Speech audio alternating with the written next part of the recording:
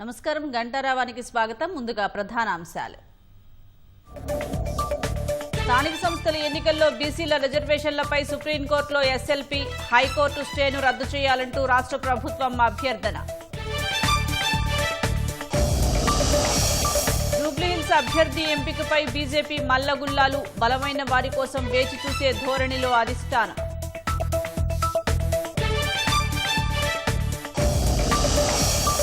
కాళేశ్వరం అవినీతి ఇంజనీర్లపై విజిలెన్స్ శాఖ చర్యలు, నీటిపారుదల శాఖ సిఫార్సులతో ఆస్తుల అటాచ్.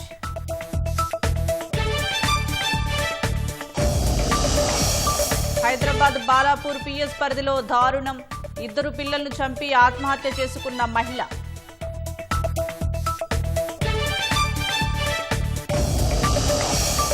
గాజాలో శాంతి ఒప్పందంపై ప్రపంచ దేశాల నేతల సంతకాలు, ఇక 3వ ప్రపంచ యుద్ధం జరగదని ట్రంప్ ధీమా.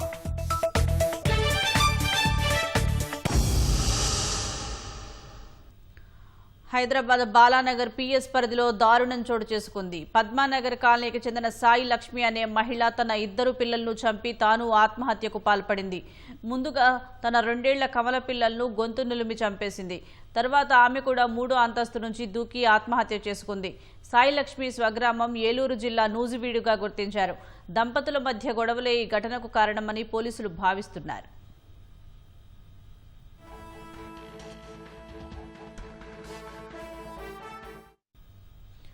హైదరాబాద్ బాలానగర్ పోలీస్ స్టేషన్ పరిధిలో పద్మానగర్లో ఓ మహిళ 2 పిల్లలను చంపి తాను ఆత్మహత్య చేసుకుంది. మరింత సమాచారం మా ప్రతినిధి పవన్ అడిగి తెలుసుకుందాం. పవన్, ఘటనపై తాజా సమాచారం ఏంటి? బాలానగర్ పరిధిలోని పద్మానగర్ ఫేజ్ 1 లో నివాసం ఉంటున్నటువంటి సాయి లక్ష్మి అలాగే అనిల్ కుమార్, వీళ్ళిద్దరు కూడా ఏపీలోని ఏలూరు జిల్లా నూజివీడికి చెందిన వాళ్ళు. అయితే గత కొన్నాళ్లుగా కూడా హైదరాబాద్ లోనే ఉంటున్నారు. ఇక్కడ అనిల్ కుమార్ సాఫ్ట్వేర్ గా పనిచేస్తున్నాడు. ఈ క్రమంలోనే వీళ్ళకి 2 కవల పిల్లలు ఉన్నారు. వీళ్ళకి 2 ఏళ్ల వయసు ఉంటుంది. చేతన్ కార్తికేయ అలాగే లాసేతవల్లి, ఈ 2 పిల్లలు కూడా 2 ఏళ్ల వయసు ఉంటుంది. ఇటీవల వీళ్ళకు 2వ సంవత్సరానికి సంబంధించినటువంటి పుట్టినరోజు వేడుకలు కూడా ఘనంగా నిర్వహించారు. అయితే ఈ లాసేతవల్లి అనే పాపకి మాటలు వస్తున్నప్పటికీ కూడా చేతన్ కార్తికేయ అనే 2 ఏళ్ల బాబుకి అయితే సరిగ్గా మాటలు రాకపోవడంతో అయితే అతనికి స్పీకింగ్ థెరపీ చేస్తున్నారు తల్లిదండ్రులు.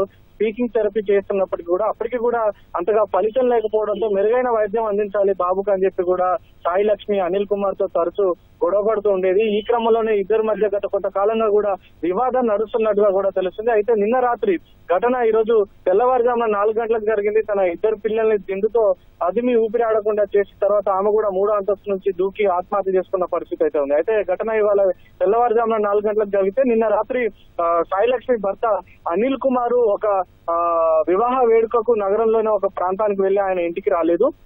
అయితే తెల్లవారుజామున భర్త లేకపోవడంతో అయితే ఈమె 2 పిల్లల్ని కూడా కొంత ఈమె సాయి లక్ష్మి కొంత ఒత్తిడికి గురయ్యి అలాగే మనస్తాపానికి కూడా గురైంది. ఎందుకంటే నిన్న కూడా వీళ్ళ మధ్య ఇదే అంశంలో వివాదం జరిగినట్టు, ఒక వాగ్వాదం జరిగినట్టుగా కూడా తెలుస్తుంది ఫోన్ లో. ఈ క్రమంలోనే 2 కవల పిల్లలకు కూడా దిండుతో ముఖంపై అదిమి ఊపిరి ఆడకుండా చేసి చంపేసి ఆ తర్వాత వీళ్ళు 3వ అంతస్తులో ఉంటారు. 3వ అంతస్తు నుంచి కిందికి దూకైతే ఆమె కూడా బలవన్ మరణానికి పాల్పడింది.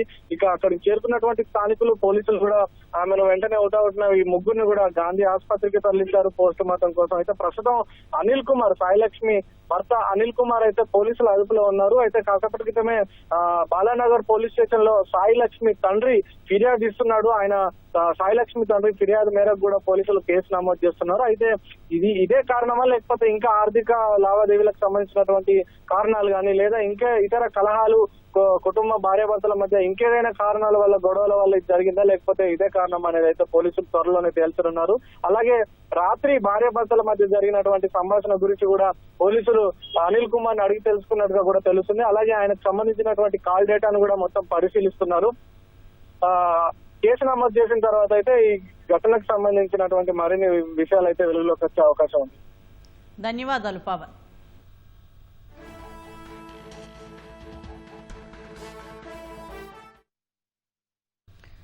రాష్ట్రంలో స్థానిక సంస్థల ఎన్నికల్లో బీసీలకు 42% రిజర్వేషన్లు కల్పిస్తూ జారీ చేసిన జీవో 9పై స్టే విధిస్తూ హైకోర్టు ఈ నెల 9న జారీ చేసిన మధ్యంతర ఉత్తర్వులను సవాల్ చేస్తూ రాష్ట్ర ప్రభుత్వం నిన్న సుప్రీంకోర్టులో స్పెషల్ లీవ్ పిటిషన్ ఎస్ఎల్పీ దాఖలు చేసింది. రిజర్వేషన్లపై 50% పరిమితి విధిస్తున్నట్లు రాజ్యాంగంలో ఎక్కడా నిబంధనలు లేకపోయినా రాష్ట్ర ప్రభుత్వం జారీ చేసిన జీవోపై స్టే విధించడాన్ని తప్పుపడుతూ సర్వోన్నత న్యాయస్థానాన్ని రాష్ట్ర సర్కార్ ఆశ్రయించింది.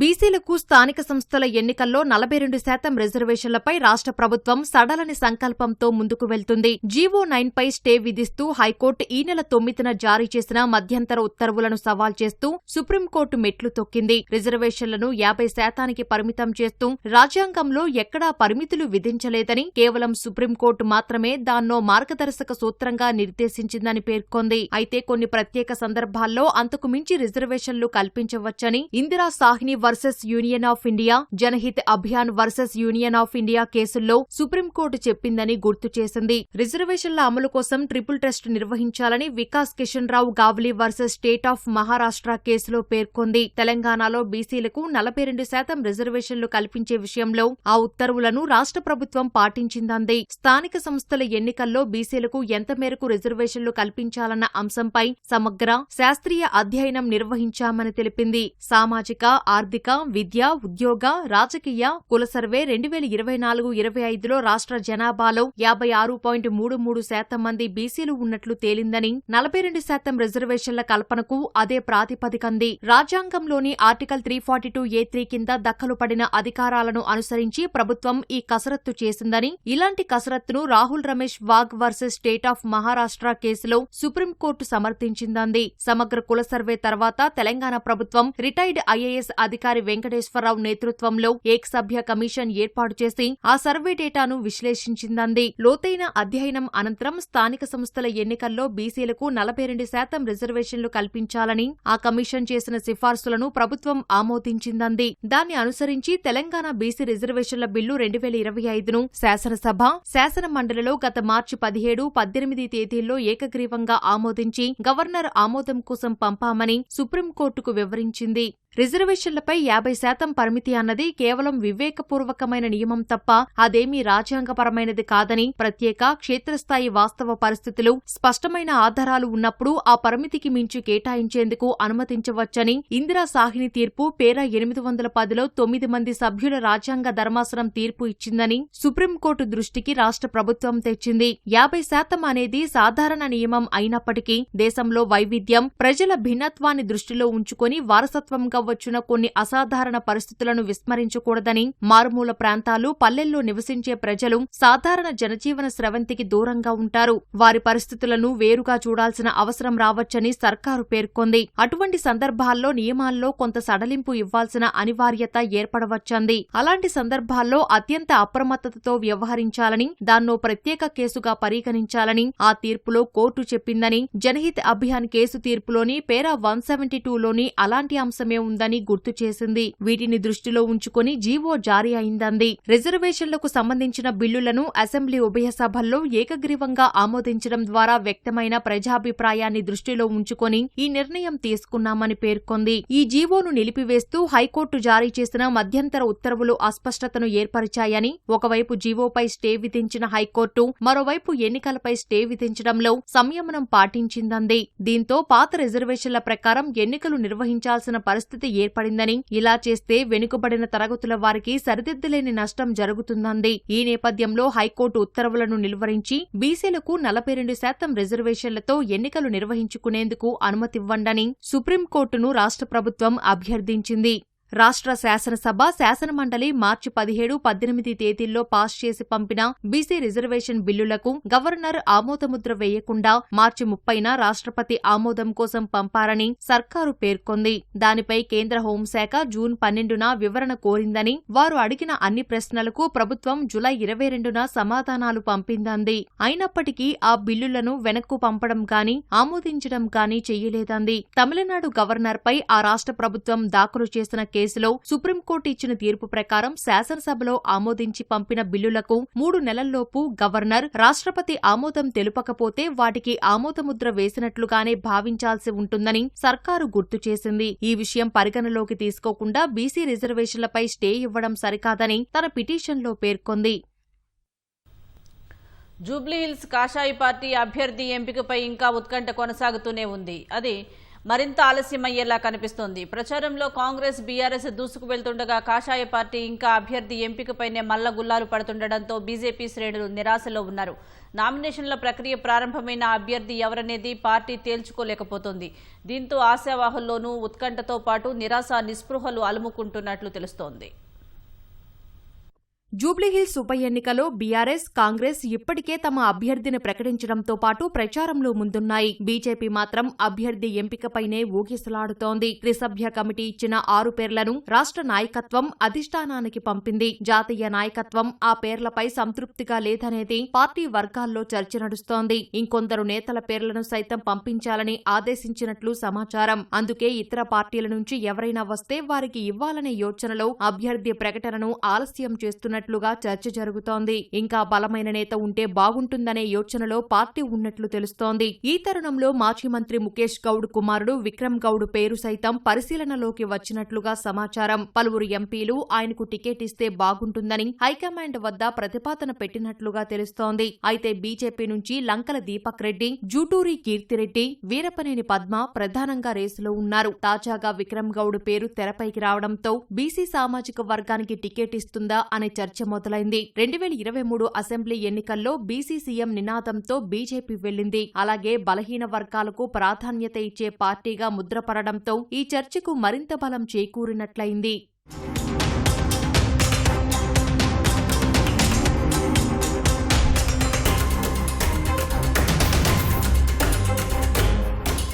జూబ్లీహిల్స్ బరిలో విక్రమ్ గౌడ్కు అవకాశం కల్పిస్తే ఆయనకు కలిసొచ్చే అంశాలను సైతం హైకమాండ్ వద్ద ఎంపీలు వివరించినట్లు తెలిసింది. ముఖేష్ గౌడ్ కాంగ్రెస్ నేత కావడంతో పాత కాంగ్రెస్ ఆయన వెంట ఉంటుందని, అలాగే బీఆర్ఎస్ కు చెందిన వారు కూడా సపోర్ట్ గా నిలిచే అవకాశముందని, ఇది కాషాయ పార్టీకి కలిసి వస్తుందని హైకమాండ్ దృష్టికి తీసుకెళ్లినట్లు సమాచారం. ఆదివారం పార్టీ పార్లమెంటరీ కమిటీ సమావేశం జరిగింది. ప్రధానంగా బీహార్ ఎన్నికలపై ఈ సమావేశంలో చర్చ జరిగినట్లు సమాచారం. జూబ్లీహిల్స్ ఉప ఎన్నికపై ఈ సమావేశంలో అసలు చర్చకే రాలేదని విశ్వసనీయ సమాచారం. ఉప ఎన్నికల స్థానాలకు సంబంధించిన అభ్యర్థుల ఎంపికను పార్లమెంటరీ బోర్డు బీజేపీ జాతీయ అధ్యక్షుడు జేపీ నడ్డాకే అప్పగించినట్లు తెలుస్తోంది. మరోవైపు కేంద్ర మంత్రి కిషన్ రెడ్డి ప్రాతినిధ్యం వహిస్తున్న సికింద్రాబాద్ లోక్సభ సెగ్మెంట్ పరిధిలోని నియోజకవర్గం జూబ్లీహిల్స్ ఉంది. ఇక్కడ గెలుపు కిషన్ రెడ్డికి ముఖ్యమైన అంశంగా మారింది.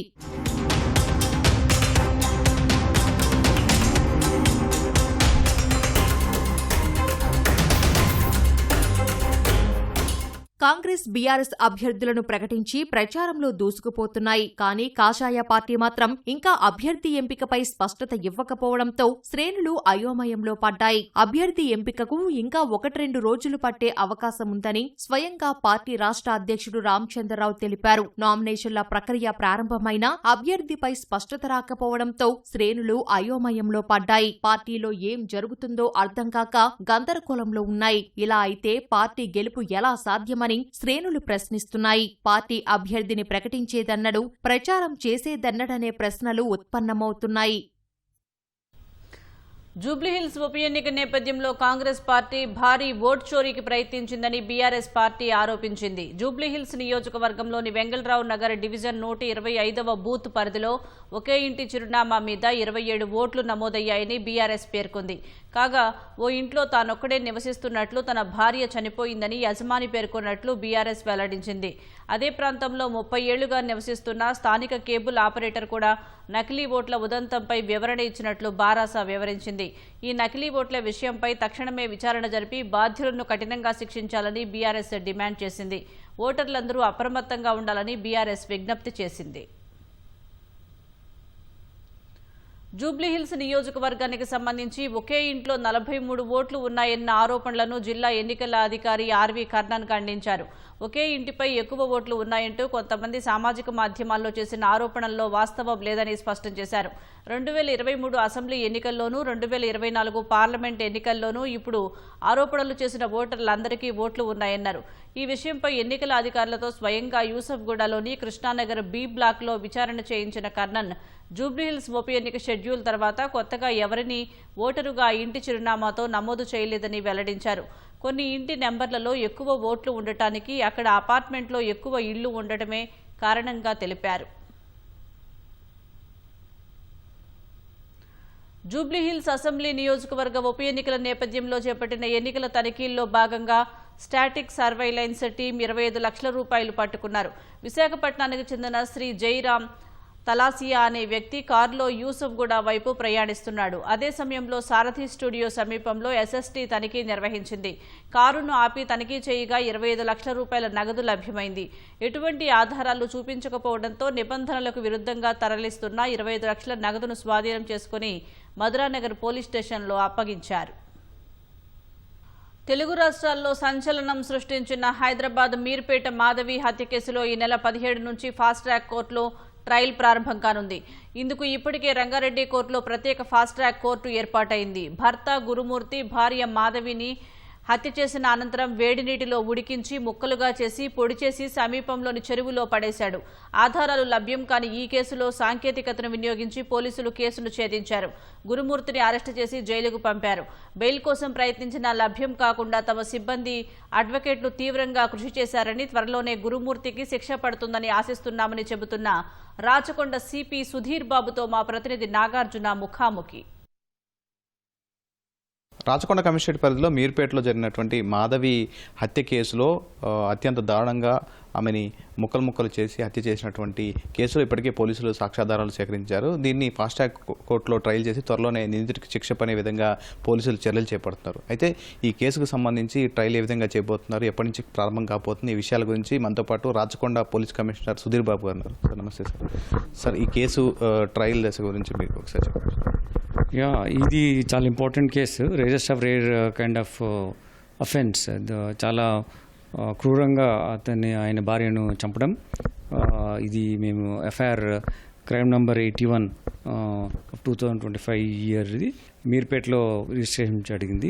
ఒక వ్యక్తి ఇంత నీచంగా ప్రవర్తిస్తాడు అని మీరు even have a pen picture, అది కూడా దీనికన్నా తక్కువగా ఉండే అంత విధంగా ఇతను క్రూరంగా ప్రవర్తించడం జరిగింది. దీని తర్వాత అతన్ని అరెస్ట్ చేసి మనము రిమాండ్ చేయడం జరిగింది. చాలాసార్లు ఆయన బెయిల్ పిటిషన్ కూడా మూవ్ చేశాడు బయటకు రావడానికి. కానీ ఆయన బయటకు వస్తే ఇంత క్రూరంగా ప్రవర్తించిన వ్యక్తి ఎవిడెన్స్ను కానీ అప్పుడే చాలా ట్రై చేస్తాడు ఎవిడెన్స్ స్క్రీన్ చేయడానికి. మళ్ళీ విట్నెస్లను కూడా థ్రెటన్ చేస్తారనే ఉద్దేశం ఉంది కాబట్టి ఆనరబుల్ కోర్టు మేము రిక్వెస్ట్ చేసాం. సో ప్రతిసారి మేము బెయిల్ను పిటిషన్ క్యాన్సిల్ చేయగలిగాం. మా ఇన్స్పెక్టర్ గారు కానీ concern ACP DCP they put good efforts on that. దాని తర్వాత క్విక్కర్ వేలో జస్టిస్ డెలివరీ కావాలంటే ఫాస్ట్ ట్రాక్ కోర్టులో వెళ్తేనే కేసు తొందరగా ఫైనలైజ్ అవుతుంది అని చెప్పేసి దానికి ప్రాసెస్ ఉంటుంది. మనం ఫస్ట్ గవర్నమెంట్కి రాయడం ముందు డీజీ గారికి రాసాం. డీజీ గారి నుంచి గవర్నమెంట్కి వెళ్తుంది. గవర్నమెంట్ నుంచి మళ్ళీ దాన్ని it will go to high court. హైకోర్టులో దాని ద్వారా దాన్ని పరిశీలించిన తర్వాత అక్కడ నుంచి మళ్ళీ మనకు ఇక్కడ కోర్టుకు వస్తుంది. ఇప్పుడు 5th అడిషనల్ సెషన్ కోర్టులో ఈ ట్రయల్ జరుగుతుంది. ఈ 17th of this month trial schedule ఇస్తారు. అయితే ఇతను డిలే చేయడానికి కోసం చెప్పేసి ఆయన ఒక అడ్వకేట్ని పెట్టుకోవాలి. అడ్వకేట్ పెట్టుకోకుండా అట్లా కావాలని డిలే చేస్తున్నాడు. బట్ కోర్టు వారు కూడా అలా చేయడం చట్ట వ్యతిరేకం అని చెప్పేసి they will be taking action as per law. So but 17th onwards trial start అవుతుంది. 17th నుంచి స్టార్ట్ అయితే ఎప్పటి వరకు అతనికి శిక్ష పడే అవకాశం ఉంది? అప్రాక్సిమేట్ ఇలాంటి గతంలో జరిగినటువంటి కొన్ని మీరు చూసినటువంటి అంటే ఇది కోర్టు వారి యొక్క మేమిచ్చిన ఎవిడెన్స్ని బట్టి కోర్టు వారు నిర్ణయం తీసుకున్నటువంటి జడ్జ్మెంట్ వాళ్ళ discretionary authority, they will look into that. But this is fast track court కాబట్టి వెంటనే ట్రయల్స్ హియరింగ్ ఉంటుంది. మేబీ ఆల్టర్నేట్ డేస్ అట్లా ఉండొచ్చు. కాబట్టి ఒక 1 or 2 monthsలో మ్యాక్సిమం అంటే ఫైనల్ జడ్జిమెంట్ ప్రొనౌన్స్ చేసే టైంకు 2 నెలల లోపల వస్తుందని మేము అనుకుంటున్నాం టోటల్ అవుట్కమ్. బట్ మా ఎవిడెన్స్ను మేము మా సైంటిఫిక్ ఎవిడెన్స్ ఏది ఉందో ఇతరత్ర మేము ఇన్వెస్టిగేషన్ కలెక్ట్ చేసిన ఎవిడెన్స్ అంతా మేము కోర్టు వారికి సబ్మిట్ చేస్తాం. Based on that evidence court వారు విచారణలో దాని మీద జడ్జిమెంట్ ప్రొనౌన్స్ చేస్తారు. ముఖ్యంగా అప్పుడు కేసు అయిన తర్వాత నుంచి కూడా సాక్ష్యాధారాల సేకరణలో మన సిబ్బంది ఎంతగానో కృషి చేశారు సార్. ఈ కేసులో చాలా క్లూస్ లేనటువంటి కేసు, చాలా ఇబ్బంది అయినటువంటి కేసు. సో మన సిబ్బంది ఏ విధంగా దీనికోసం కృషి చేస్తున్నారు? యాక్చువల్లీ ప్రతి అడుగు కూడా దీంట్లో చాలా ప్రొఫెషనల్గా వేయడం జరిగింది.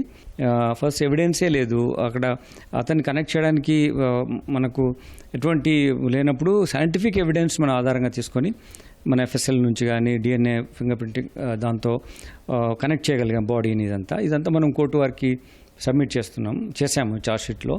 సో ఇప్పుడు ట్రయల్ టైంలో కూడా మళ్ళీ మేము చేస్తాం. దాని తర్వాత ముఖ్యంగా బెయిల్ రాకుండా చూడడం కూడా మా అధికారులు చాలా బాగా పనిచేస్తారు.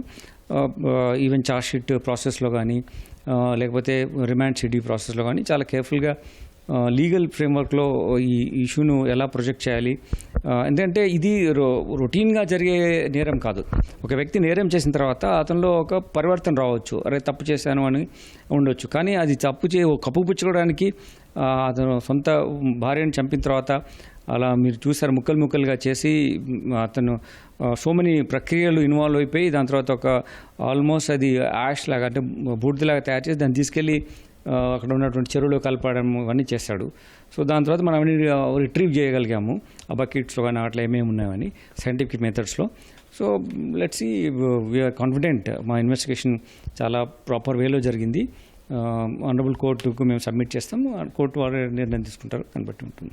ముఖ్యంగా ఇటువంటి చాలా కీలకమైనటువంటి కేసెస్లో ఇటువంటి నేరం చేసి తప్పించుకోగలం అనే ఒక భావన ఉన్నటువంటి నేరగాళ్ళందరికీ పోలీసుల నుంచి ఎలాంటి హెచ్చరికలు జారీ చెబుతున్నారు ఇలాంటి కేసెస్ చూసి? బేసికలీ ఇప్పుడు ఒక కేసు ఎఫ్ఐఆర్ ఇష్యూ అవుతుంది, అక్కడ నుంచి ఫైనల్గా జడ్జిమెంట్ ఎప్పుడైతే దాని మీద వస్తుందో అది కన్విక్షన్ అక్విటల్ అనే దాన్ని బట్టే దాని టోటల్ ఇంపాక్ట్ ఉంటుంది. సో ఒక అక్విటల్ అనకన్నా కన్విక్షన్ వచ్చినప్పుడు అది ఒక 100 కేసెస్ని డిటర్ చేస్తుంది, అంటే ప్రివెంట్ చేయగలుగుతుంది. డిటరెన్స్ అది 1 కన్విక్షన్ విల్ యూనో ఒక 100 అటువంటి నేరం చేయగల వ్యక్తులను చేయకుండా నిరోధించగలుగుతుంది. It work as deterrence. So అందుకోసమే మనం కన్విక్షన్ మీదనే బాగా ఫోకస్ చేస్తున్నాం. బట్ అది మేము ఎవిడెన్స్ కలెక్ట్ చేసి కోర్టు వారికి ఇస్తే కోర్టు వారు చూసి ఆ ఎవిడెన్స్ అడ్మిసిబిలిటీ బట్టి ఇస్తారు.